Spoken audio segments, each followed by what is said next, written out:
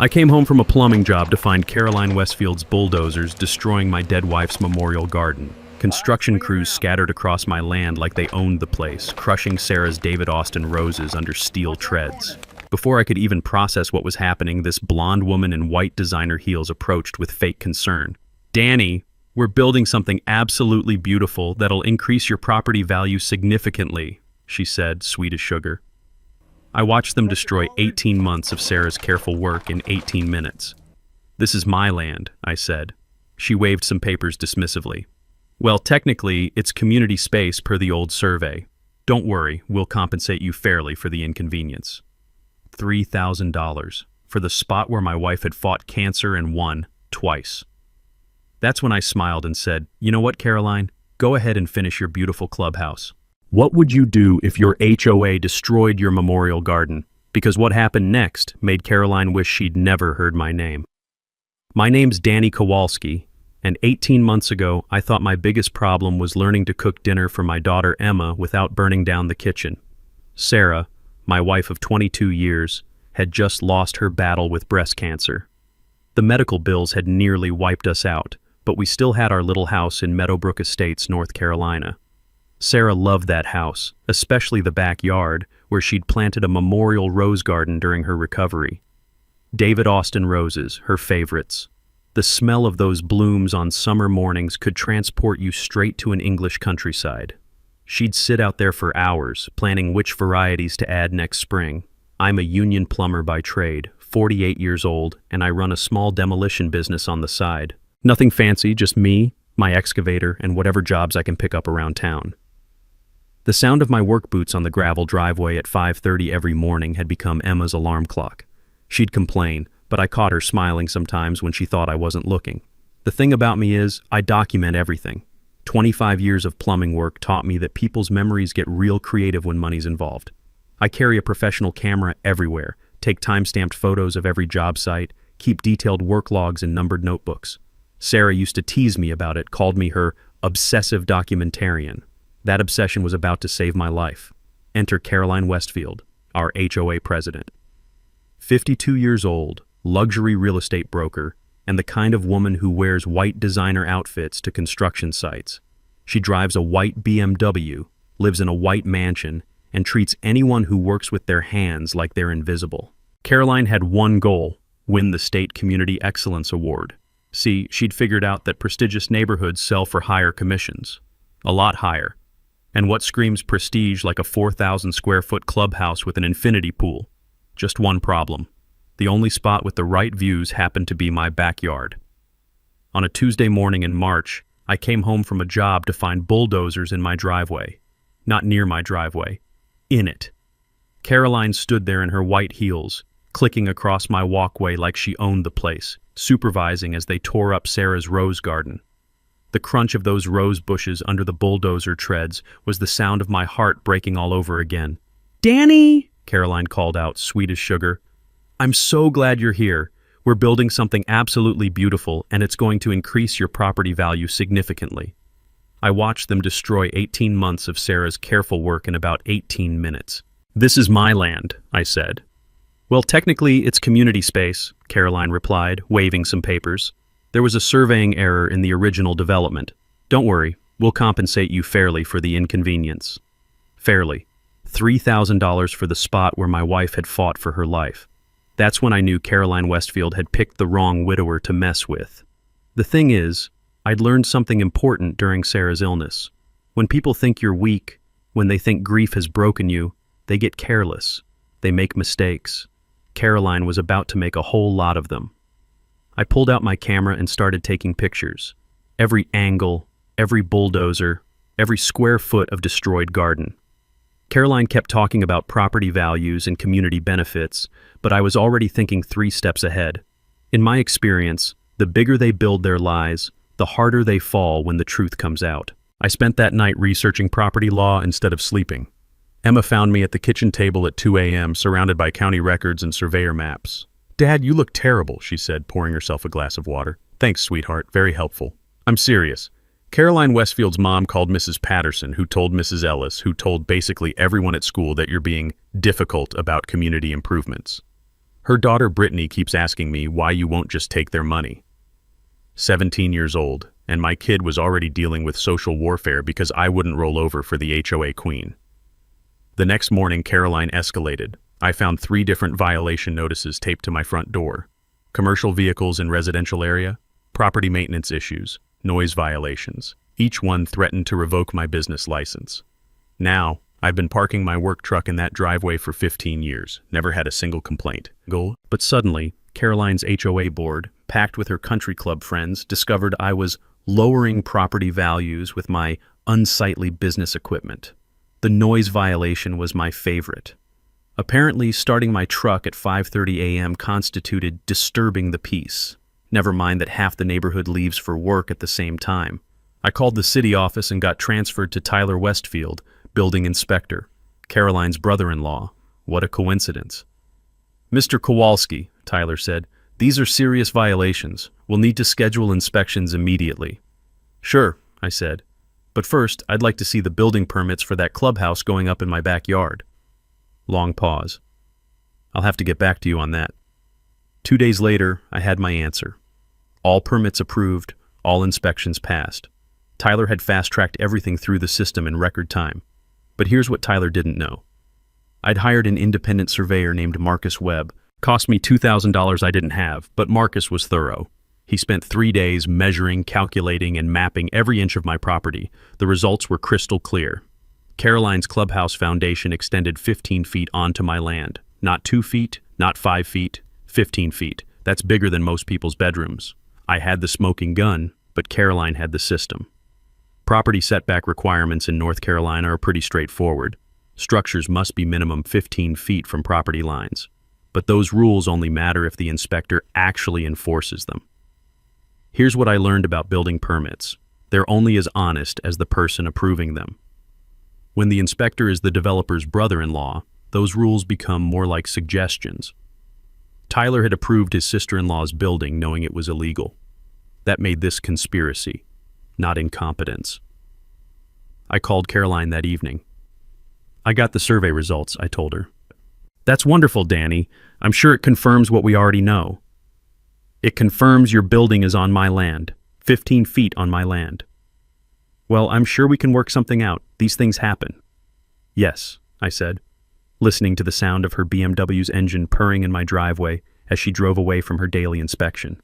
"They certainly do." Caroline had just made her first real mistake. She'd put her crime in writing, signed by her own family member. But she wasn't done digging yet.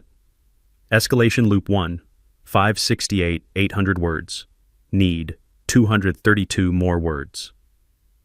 The next week, Emma came home from school crying.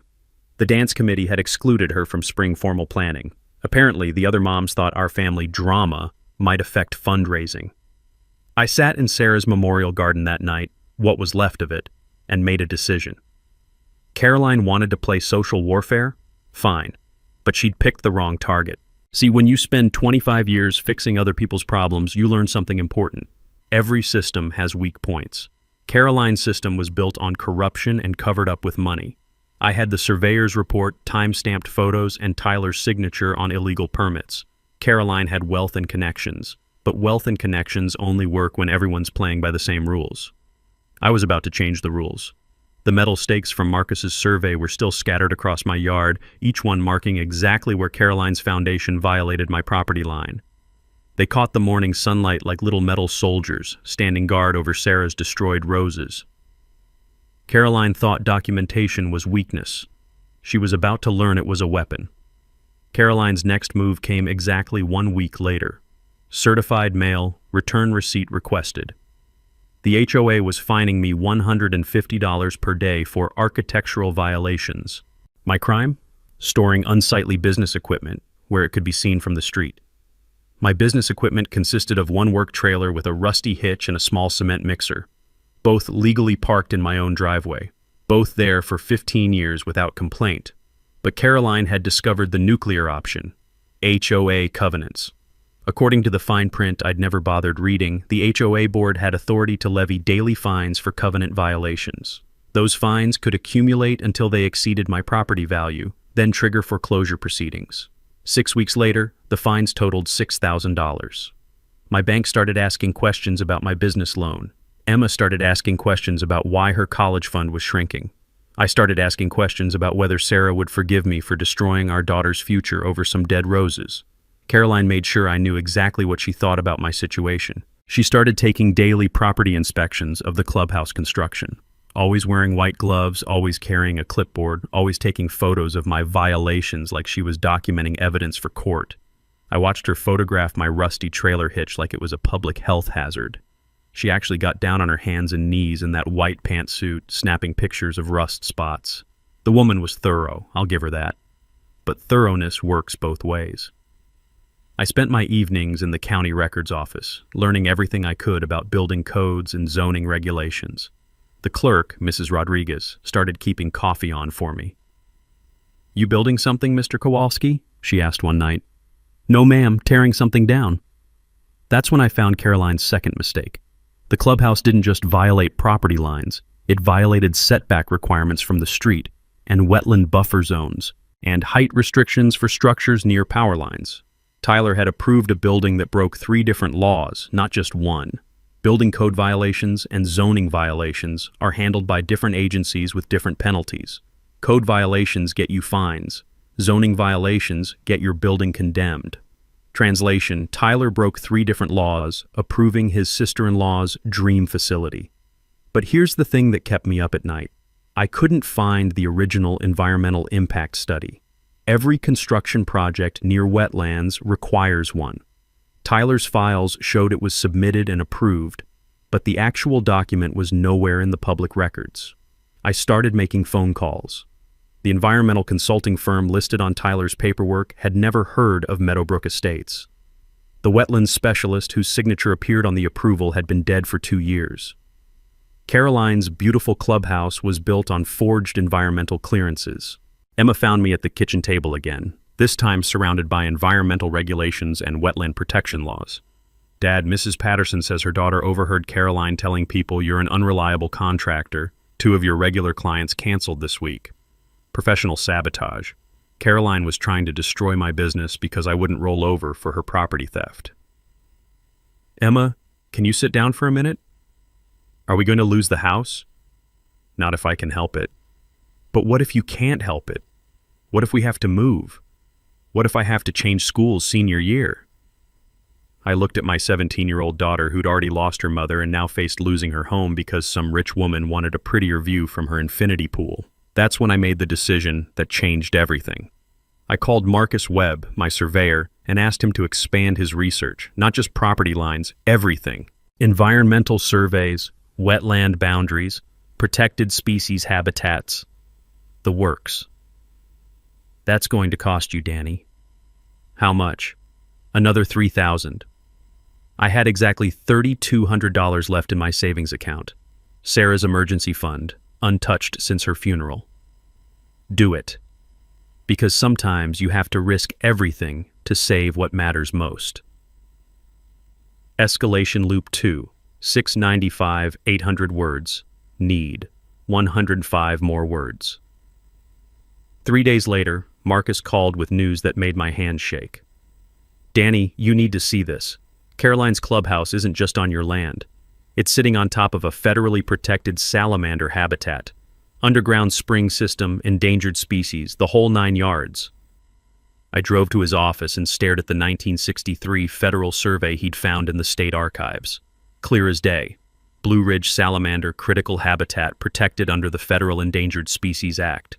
Caroline hadn't just stolen my land. She'd committed a federal environmental crime, and Tyler had helped her cover it up.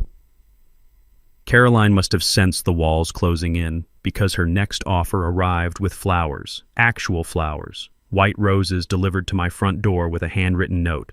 "Let's put this behind us. $15,000 final settlement. Fresh start for everyone. 15 grand. For my land, my wife's memorial garden, and my promise to relocate my business outside Meadowbrook Estates."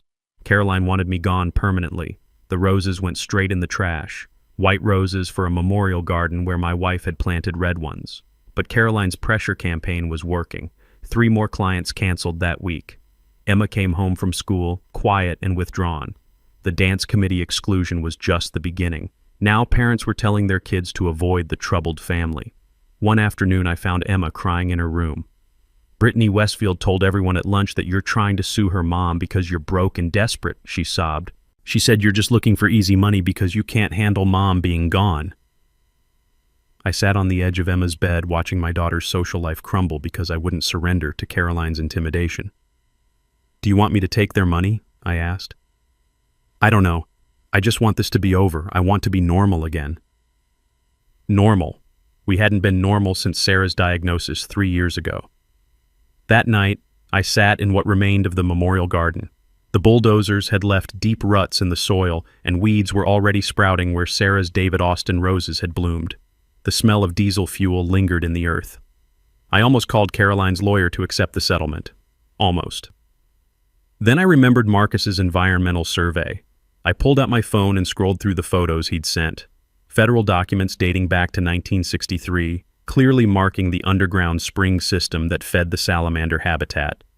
Caroline knew about this. She had to know.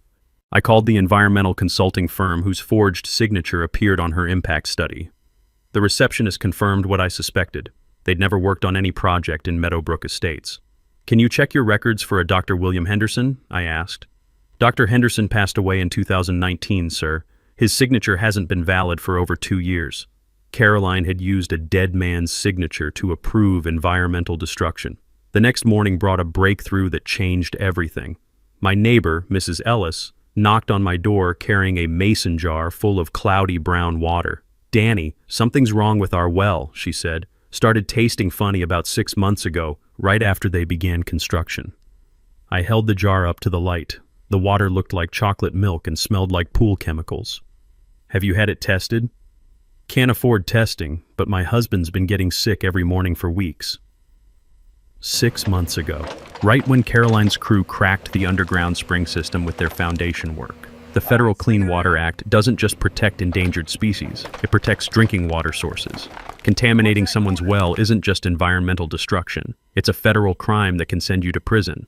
Caroline's infinity pool was literally poisoning my neighbors with chlorinated runoff. I called Marcus Webb immediately. "Marcus, I need you to test water samples from the neighborhood wells." "That's not really my area, Danny. It's about to become everyone's area." 3 days later, Marcus delivered test results that made my blood boil. Mrs. Ellis's well showed dangerous levels of chlorine, construction chemicals, and bacteria. The spring that had provided clean water for 60 years was now a contamination source flowing directly from Caroline's illegal construction. Here's what I learned about the Federal Clean Water Act. It doesn't care about local politics, corrupt inspectors, or HOA covenants. When you contaminate drinking water sources, the EPA gets involved. And when the EPA gets involved, local cronies can't protect you. Translation: Caroline had just escalated from property theft to federal environmental crime. I had photographs of the contamination source, water test results, and proof of forged environmental documents. Caroline had a beautiful clubhouse sitting on top of a crime scene. But the best part? She still didn't know I knew. That evening, Caroline made her final mistake. She called me directly. "Danny, I hear you're stirring up trouble with the neighbors about their water." "Just helping folks figure out why their wells went bad." "Well, I'm sure it's just coincidence. Construction sites always cause temporary issues." "Temporary?" "Of course. Once we finish construction and landscape everything properly, I'm sure any minor water issues will resolve themselves." She'd just admitted knowledge of the contamination and intent to cover it up, on a recorded phone line. Game over, Caroline. I hung up the phone and immediately called the environmental lawyer Marcus had recommended. Caroline thought she was dealing with a broken-down widower who'd roll over for enough money. She was about to discover she'd picked a fight with federal environmental law. The breakthrough came from the most unlikely source, Caroline's own email. Emma had mentioned that Brittany Westfield was bragging about her mother's business connections and how they handled problems quietly. Teenage gossip, but it got me thinking. Caroline's confidence wasn't just arrogance, it was based on something concrete. I convinced Mrs. Ellis to file a formal complaint about her contaminated well, not with the city, with the EPA. Federal environmental crimes bypass local corruption entirely. 2 weeks later, EPA investigator Sarah Rodriguez, no relation to the county clerk, knocked on my door. She was young, thorough, and completely unimpressed by local politics. Mr. Kowalski, we're investigating potential Clean Water Act violations in your neighborhood. I understand you have documentation. I handed over everything. Marcus's survey, water test results, photos of the contaminated spring, and Tyler's signed permits approving construction over protected wetlands. Sarah's expression darkened as she reviewed the evidence. Mr. Kowalski, these are serious federal violations. Clean Water Act penalties start at $55,000 per day, plus mandatory habitat restoration costs, $55 grand per day, for 6 months of violations. But here's what really concerns me, Sarah continued. Your building inspector approved construction over federally protected habitat using forged environmental clearances. That suggests coordination between multiple parties. She pulled out her phone and showed me an email chain the EPA had subpoenaed from the city's servers. Caroline Westfield to Tyler Westfield, dated 6 months ago. Tyler, need environmental clearance fast-tracked for clubhouse project. Henderson's old signature should work fine. Nobody checks those old studies anyway. We'll handle your consulting fee as discussed. C. Tyler's response, consider it done. $10K covers my risk premium. Caroline had bribed her own brother-in-law to use a dead environmental consultant's signature to approve illegal construction over endangered species habitat. The EPA doesn't negotiate with environmental criminals, they prosecute them. What happens now? I asked. Now, we build a federal case. Clean Water Act violations, Endangered Species Act violations, conspiracy to defraud federal agencies. Caroline Westfield is looking at 18 months in federal prison and complete financial restitution for environmental damages. For the first time in 18 months, I smiled like I meant it. Sarah continued. Federal environmental cases override all local authority, local police, local judges, local politics. None of that matters. This goes straight to federal court.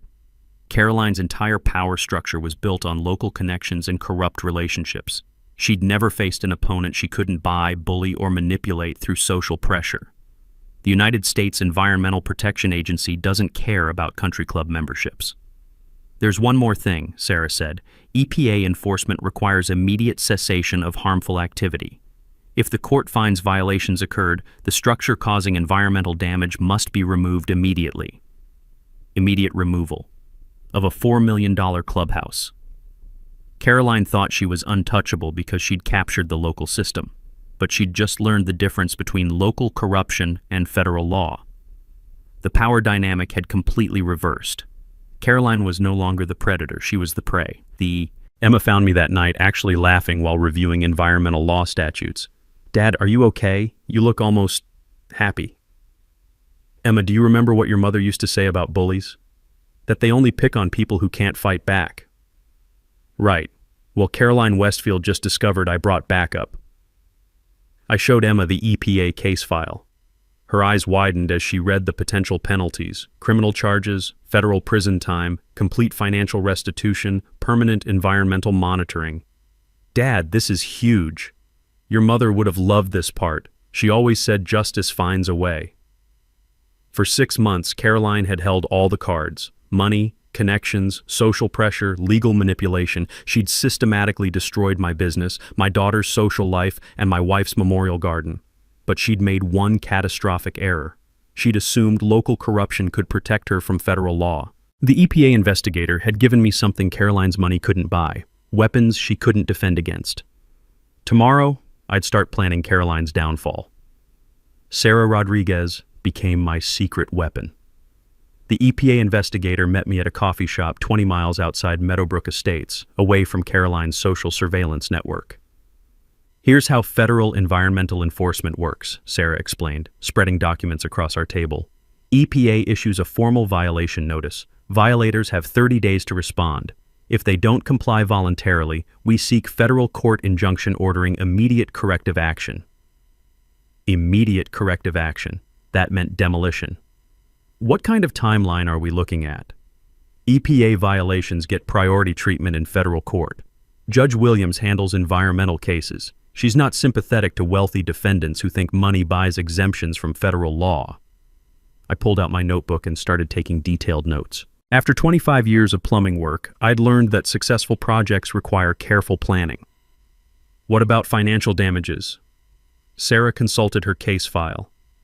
Habitat restoration for endangered salamanders runs about $600,000. Property damage to your land, another $300,000. Punitive damages for willful violations. She paused. Courts typically award triple damages for environmental crimes involving bribery. Triple damages. That put total restitution around $1.2 million, the exact amount that would let me rebuild Emma's college fund, expand my business, and create something positive from Caroline's destruction. Sarah, I need to ask something important. When the court orders that clubhouse demolished, who removes it? Property owner's responsibility. They hire contractors to safely dismantle the structure. What if I'm a licensed demolition contractor who volunteers to do the work for free? Sarah's smile was everything I needed to know. That afternoon, I drove my excavator to Meadowbrook Estates for the first time in weeks. I parked it strategically on my property, 40 feet from Caroline's illegal clubhouse foundation. Close enough to send a message, far enough to stay legal. Caroline appeared within minutes, marching across her perfect lawn in white designer heels. Danny, what is that thing doing here? It's my equipment, on my property, perfectly legal. It's unsightly and inappropriate for this neighborhood. I patted the excavator's steel arm affectionately. This beauty can tear down a 4,000 square foot structure in about 6 hours, safely and efficiently. Caroline's face went pale. Are you threatening me? No, ma'am. Just sharing technical information about controlled demolition procedures. The next week, I began preparing for what I privately called Operation Restoration. Every detail mattered because I'd only get one chance to do this right. Federal environmental cases require extensive documentation. I organized everything: property surveys, water contamination tests, Tyler's corrupt permits, Caroline's bribery emails, EPA violation notices. Every document time-stamped, photographed, and backed up in 3 locations. Marcus Webb helped me map the underground spring system so we could restore natural water flow after removing Caroline's foundation. The springs had fed clean water to the neighborhood for 60 years before Caroline's construction cracked them.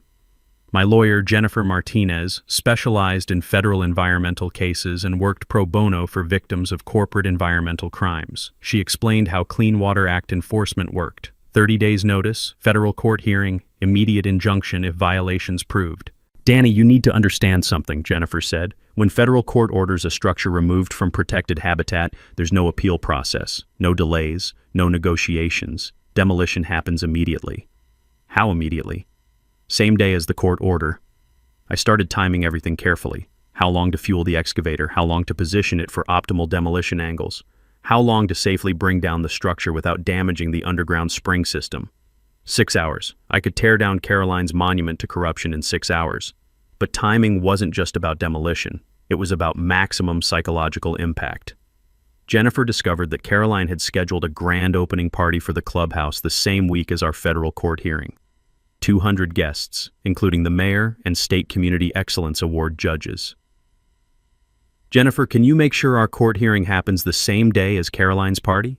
That's an unusual request. Well, Caroline spent 6 months humiliating my family in public. It's time to return the favor.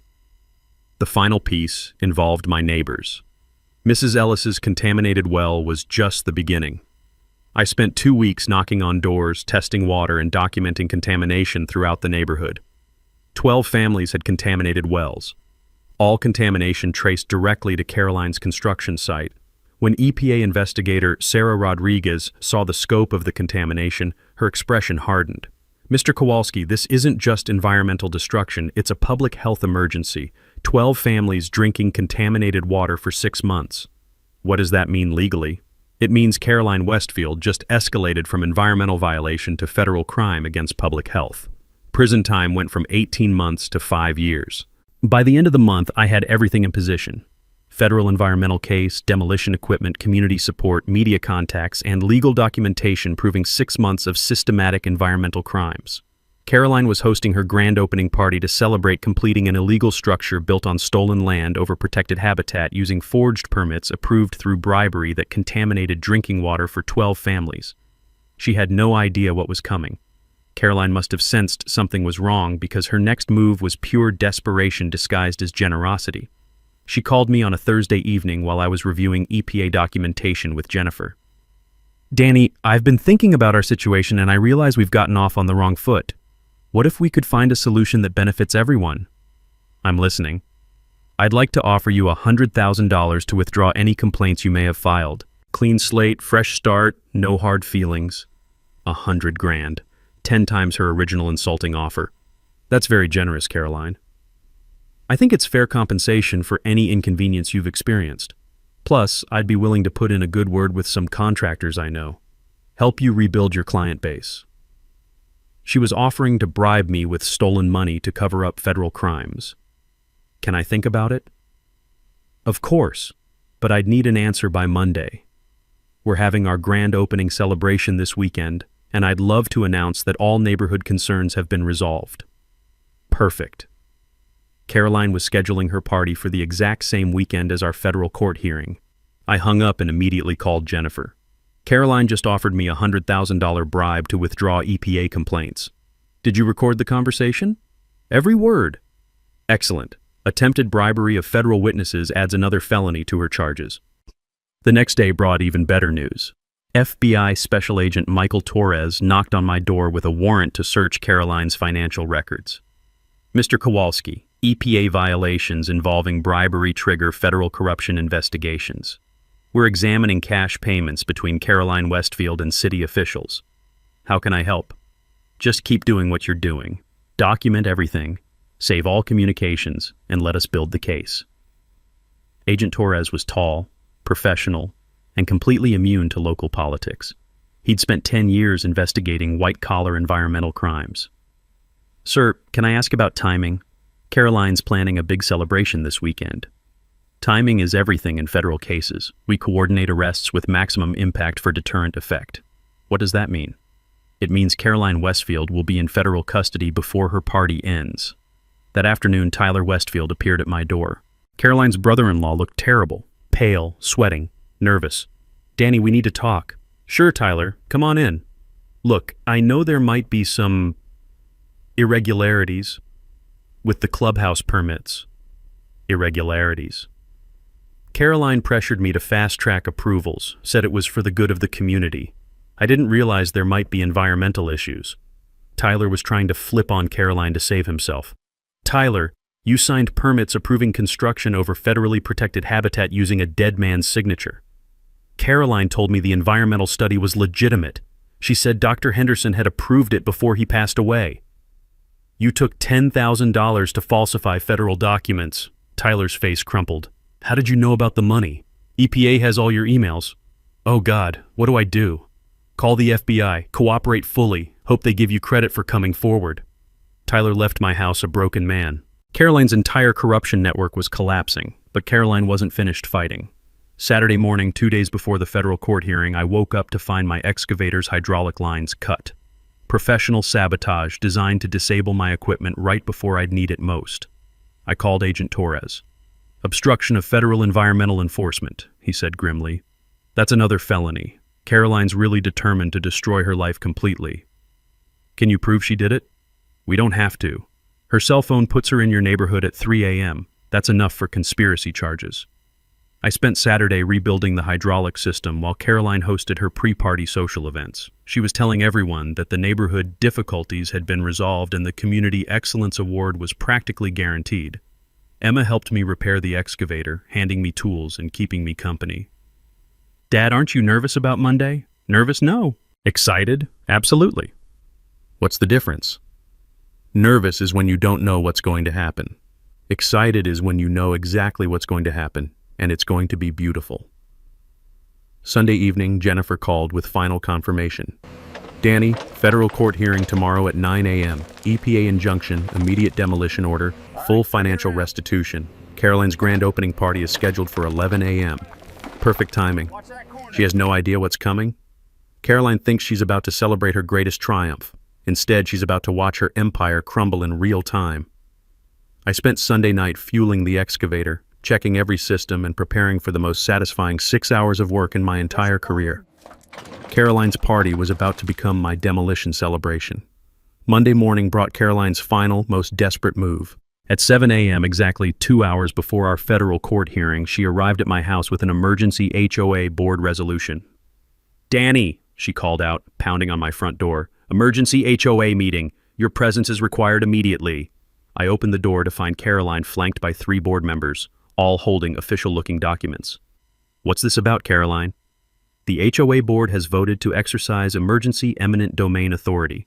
Your property poses an immediate public safety hazard and must be seized for community protection." Eminent domain. Caroline was trying to steal my entire house to stop the federal court hearing. On what grounds? Your illegal business operations, unsightly equipment storage, and potential environmental contamination from your septic system. The irony was breathtaking. Caroline, who'd actually contaminated the neighborhood's water supply, was claiming my property was environmentally dangerous. "Caroline, federal court starts in 2 hours. This won't work." "Federal court?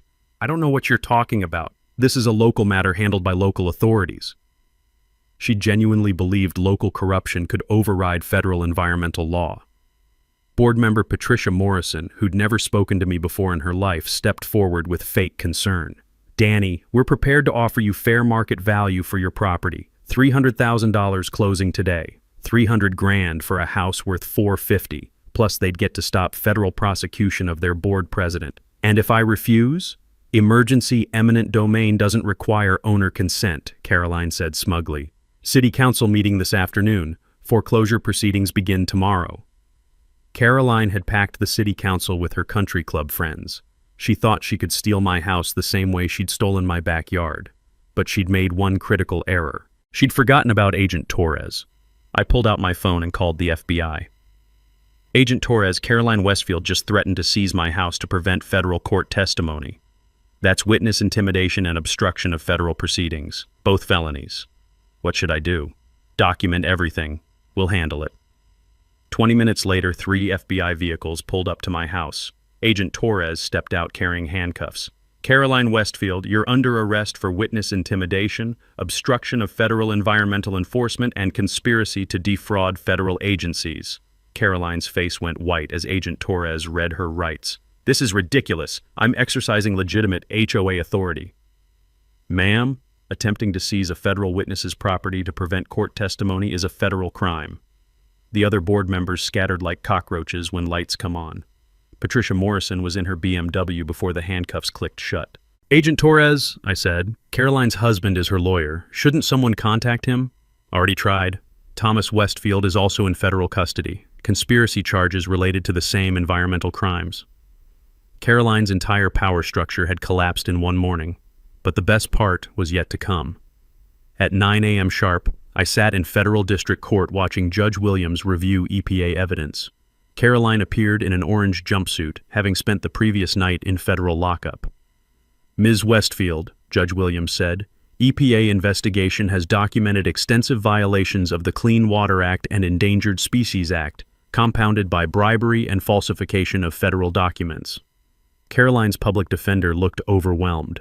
Federal environmental crimes aren't usually defended by overworked local attorneys. "Your Honor, my client maintains this was a misunderstanding about local permitting procedures." Judge Williams was not impressed. "Counselor, your client bribed a city official to use a deceased environmental consultant's forged signature to approve construction over federally protected endangered species habitat, resulting in contamination of drinking water supplies for 12 families. Your Honor, this court hereby orders immediate cessation of all harmful activity. The structure causing environmental damage must be removed within 24 hours. Immediate removal of Caroline's $4 million clubhouse. Furthermore, this court awards full environmental restitution in the amount of $1,200,000 to compensate the plaintiff for property damage, habitat restoration, and punitive damages. $1.2 million. Exactly what I'd calculated during planning. Judge Williams looked directly at me. "Mr. Kowalski, you're licensed for commercial demolition. Are you prepared to safely remove this structure from protected environmental habitat?" "Yes, Your Honor." "I can begin immediately." "Excellent. Federal marshals will supervise demolition to ensure compliance with EPA restoration requirements." I walked out of federal court with legal authorization to tear down Caroline's clubhouse. Caroline walked out in handcuffs, facing 5 years in federal prison. But the day wasn't over yet. Caroline's grand opening party was scheduled to begin in 1 hour at the clubhouse I was now legally required to demolish. This was about to become the most spectacular party crash in Meadowbrook Estates history. At 11 a.m., exactly as scheduled, 200 of Meadowbrook Estates' finest residents gathered at Caroline's clubhouse for the grand opening celebration. Mayor Davidson was there, along with State Community Excellence Award judges, local business leaders, and every country club member who'd supported Caroline's corruption. They had no idea their hostess was sitting in federal lockup. I arrived at 11:15, driving my excavator slowly down the main road with federal marshals escorting me. The sound of that diesel engine rumbling through the neighborhood was like thunder announcing Judgment Day. The party guests were sipping champagne on the clubhouse patio when they noticed heavy machinery approaching. Confused murmurs rippled through the crowd as I positioned the excavator 40 feet from their celebration. "Excuse me," Mayor Davidson called out, hurrying over in his expensive suit. "You can't operate construction equipment during a community event." Federal Marshal Janet Cooper stepped forward with official documentation. "Sir, this is federal court-ordered environmental remediation. Please clear the area immediately." "Federal court? There must be some mistake. This is a neighborhood party." "No mistake, sir. This structure was built illegally over federally protected endangered species habitat. Court order requires immediate removal." The champagne glasses went silent. I climbed down from the excavator and walked to the clubhouse entrance, where 200 pairs of eyes stared at me like I'd crashed their private universe. "Ladies and gentlemen," I announced, "by order of Federal District Judge Williams, this structure must be removed immediately to protect endangered salamander habitat and restore contaminated groundwater." Patricia Morrison, who'd threatened to seize my house 8 hours earlier, stepped forward with fake authority. "This is preposterous. Caroline Westfield is our HOA president. She would never—" "Caroline Westfield is in federal custody," Marshal Cooper interrupted, "charged with environmental crimes, bribery, and witness intimidation." The crowd erupted in shocked whispers. Half these people had contributed to Caroline's legal defense fund just last week. Judge Harrison from the State Awards Committee looked mortified. "Are you saying our Community Excellence Award finalist is a federal criminal?" "Ma'am, your finalist contaminated drinking water for 12 families to build an illegal structure on stolen land using forged environmental permits approved through bribery." The awards judge fainted. I pulled out my camera and started documenting the scene. 200 wealthy residents suddenly discovering their community leader was an environmental criminal. The look of betrayal on their faces was priceless. "Everyone needs to clear the area immediately," I announced. "Demolition begins in 15 minutes." Most guests fled like the clubhouse was on fire, but about 50 people stayed, positioning themselves at safe distances to watch Caroline's empire crumble. Emma arrived just as I fired up the excavator. She'd driven over from school with 3 friends, all wanting to witness history. "Dad, are you really going to tear down that whole building?" "Every square foot, sweetheart. Federal court orders." I climbed back into the operator's seat and positioned the excavator's arm against Caroline's beautiful infinity pool. The first crack in the concrete sounded like a gunshot echoing across the neighborhood. The crowd gasped. Channel 9 News arrived just as I started dismantling the pool deck. Reporter Lisa Chang set up her camera with the perfect angle, demolished luxury structure in the background, federal marshals supervising, shocked residents watching their corrupt paradise collapse. This is Lisa Chang reporting from Meadowbrook Estates, where a federal court has ordered immediate demolition of a luxury clubhouse built illegally over endangered species habitat. I worked methodically, bringing down Caroline's monument to corruption one section at a time. The infinity pool collapsed first, sending thousands of gallons of chlorinated water flooding across the artificial landscaping. When the main structure started coming down, you could hear the timber beams snapping like bones breaking. Caroline had spared no expense building her dream facility. Imported marble, custom millwork, Italian tile, all of it reduced to rubble by my 30-year-old excavator. The most satisfying moment came when I exposed the underground spring system Caroline had tried to destroy. Clear, cold water bubbled up through the cracked foundation, washing away 6 months of contamination. Mrs. Ellis stood at the edge of the work area, watching clean water flow for the first time since Caroline's construction began. "Danny," she called out, "look, the spring's running clear again." The neighborhood residents who'd stayed to watch began applauding. Not for the demolition, for the restoration. Tyler Westfield appeared just as I finished tearing down the main structure. Caroline's brother-in-law looked like he'd aged 10 years in 2 weeks. "Danny, I'm sorry," he said. "I never meant for any of this to happen." "Tyler, you took money to approve illegal construction over protected habitat. People could have died drinking contaminated water." "I know. FBI says I might avoid prison if I cooperate fully with their investigation. Good luck with that." By 4 p.m., Caroline's $4 million clubhouse was completely demolished. 6 hours of controlled destruction, exactly as planned. The crowd that remained burst into spontaneous applause as I shut down the excavator. Federal marshals documented the complete restoration of natural water flow through the salamander habitat. Lisa Chang interviewed me while standing in the ruins of Caroline's corruption. "Mr. Kowalski, how does it feel to tear down a structure that caused you so much grief?" "Ma'am, this was never about revenge. This was about protecting my wife's memory, my daughter's future, and my community's environment." What's next for Meadowbrook Estates? Next, we rebuild this community the right way, with integrity. 6 months later, Emma and I sat in Sarah's restored memorial garden, watching crystal-clear spring water bubble up through natural stone channels we'd built to honor the salamander habitat. The federal court case wrapped up faster than anyone expected. Caroline pled guilty to all charges and received 18 months in federal prison plus full financial restitution. Tyler cooperated with authorities and got probation, but lost his city job permanently. The $1.2 million settlement covered everything: property damage, environmental restoration, Emma's college fund, and expansion of my demolition business. I hired 3 employees, bought new equipment, and started specializing in environmental remediation work. Caroline's white BMW was repossessed 2 weeks after her conviction. Her luxury house went into foreclosure when legal fees consumed her trust fund. Last I heard, she was working at a discount furniture store in Charlotte, banned from real estate for life. The Meadowbrook Estates HOA dissolved completely. Residents voted to form a voluntary neighborhood association with common-sense rules and transparent budgets. They asked me to serve as advisor, helping prevent future corruption. Our first community project was establishing an annual salamander festival to celebrate environmental conservation. We raised $15,000 for wetlands education programs at local schools. Emma organized the whole event as her senior project. The State Community Excellence Award went to a neighborhood in Asheville that actually followed environmental laws.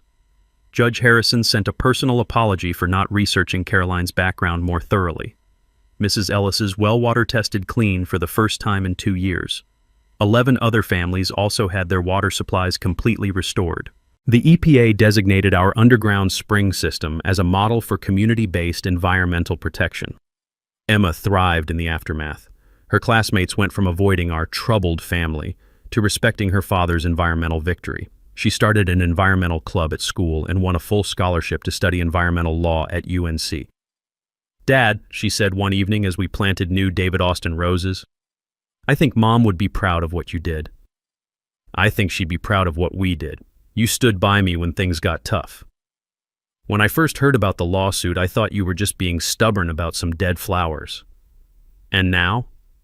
Now I understand. You weren't fighting for roses. You were fighting for what's right." The memorial garden bloomed more beautifully than ever. Sarah's favorite varieties thrived in soil that was finally free from contamination. The scent of those roses on summer mornings could still transport you to an English countryside, exactly as Sarah had intended. I established the Sarah Kowalski Environmental Protection Scholarship at our community college. $5,000 annually for students studying environmental science or conservation, funded entirely by Caroline's restitution money. The scholarship's first recipient was a young woman whose family had been poisoned by industrial contamination in their rural community. She reminded me of Emma, smart, determined, and committed to protecting others from environmental criminals. My demolition business expanded beyond my wildest expectations. Word spread about the Meadowbrook Estates case, and property owners throughout North Carolina started calling for help with illegal construction problems. I developed expertise in environmental compliance and habitat restoration. 3 years later, I testified before the state legislature about strengthening environmental enforcement. The bill passed unanimously and became known as the Clean Water Protection Act.